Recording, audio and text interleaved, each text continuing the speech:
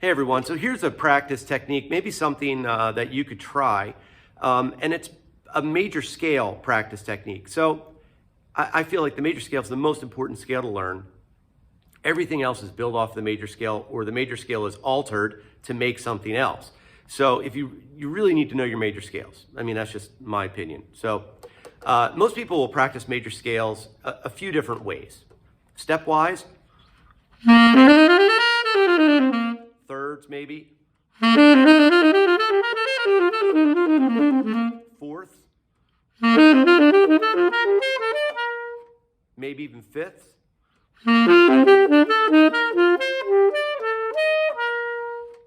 But what I would like you to try, and what I have tried and am doing now, is practicing the major scale, but using all of the notes and making them fourths. But not fourths this way, but actually play the scale and make them fourths. So the numbers are on the board. Check this sound out.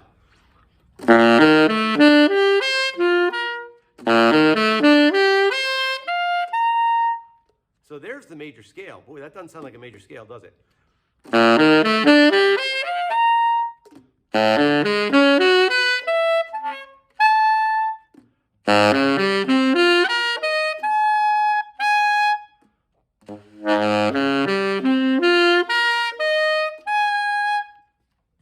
Last note's a little out of tune. Anyway, this way to practice the major scale, where you have all the numbers of the major scale, but each one is a fourth away from itself. So 1, 4, 7, 3, 6, 2, 5, 1.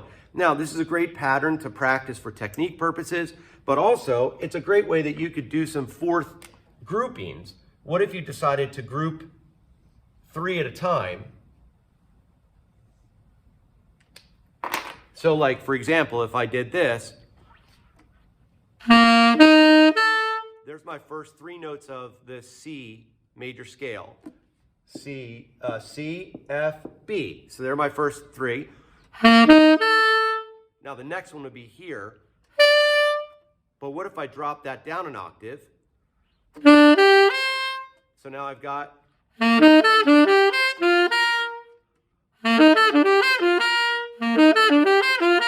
just playing a major scale.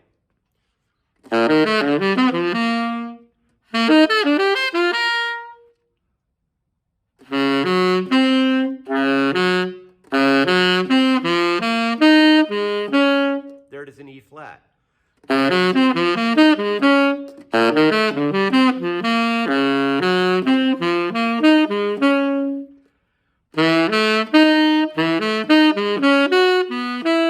There it is in F sharp. So this is a great sound to practice.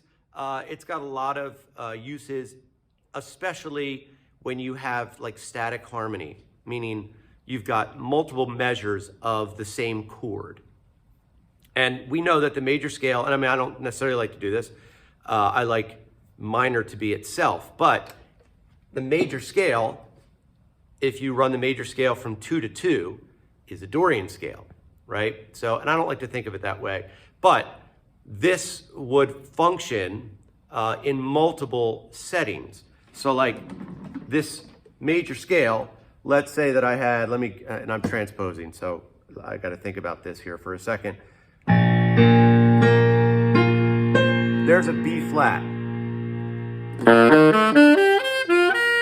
Now it works. Now what if I go to a C, I'm sorry, so that's my C major, concert B flat. What if I go to a C minor 7, which would be my D minor?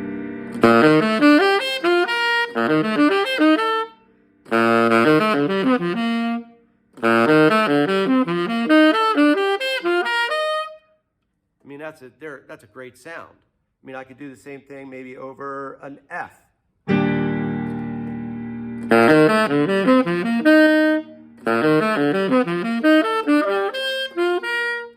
So all these fourths, and all I'm doing are notes of the major scale, but I'm just putting them in intervals of a fourth away from one another. All right, so this is long enough.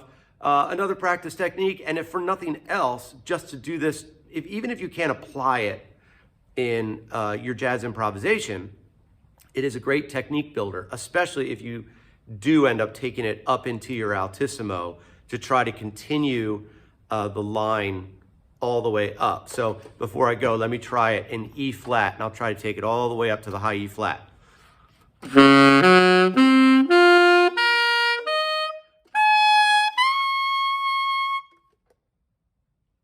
Maybe. All right. Anyway, hope this helps. Stay well.